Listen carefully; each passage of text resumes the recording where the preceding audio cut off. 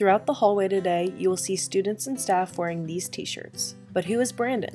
Bowtie Tuesday is just, trying to get the warmth, kindness, and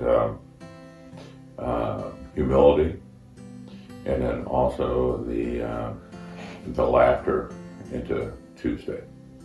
Brandon was a 2009 graduate of Arlington, and then he ended up going to Ohio Wesleyan University to be a pitcher there, and was pretty successful there.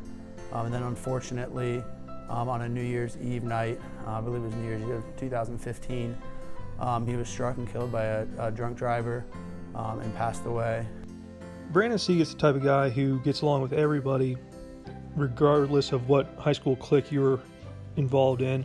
Anytime he would want to get a hold of me, he wouldn't text me. He would FaceTime me, and I thought that was so annoying. Like, don't call me, don't FaceTime me, just shoot me a text, and I'll ignore you or I'll pick up like a normal human does. But no, he always FaceTimed, but that's who he was. Like, he didn't fit into a text message. He had to FaceTime. Like, that's how big his personality was.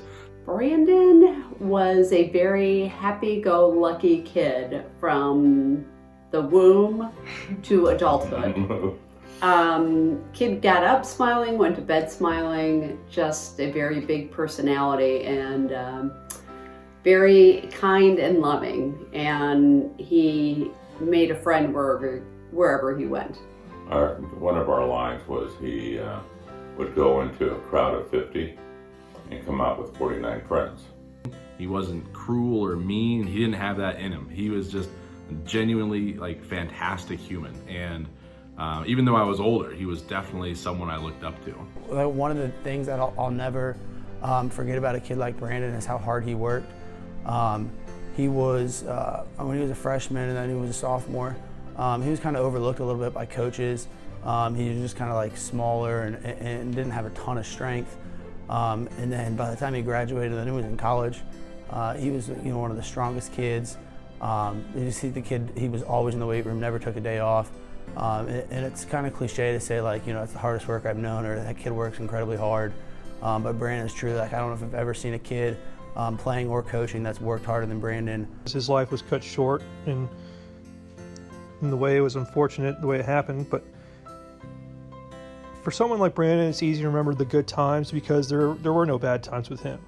Uniqueness. So it's what, it was just part of his whole persona. So he was a unique combination of artist, athletic capability, and a wicked sense of humor. His multi-million-dollar company, and he was able to get all the executives at the age of 23 or 24 to wear bow ties. You turn on the news, you turn on, you look at Twitter, you go to social media or anything, and everything is so negative, and everyone is very divisive, and we're looking for ways to one-up each other and better each other, and it's just, that's not who he was. Make sure you tell your parents and tell your family that you love them, because you never know what's going to happen. We had just seen him 3 hours before and had a great vacation with him for a week and a half, and then he was gone immediately. So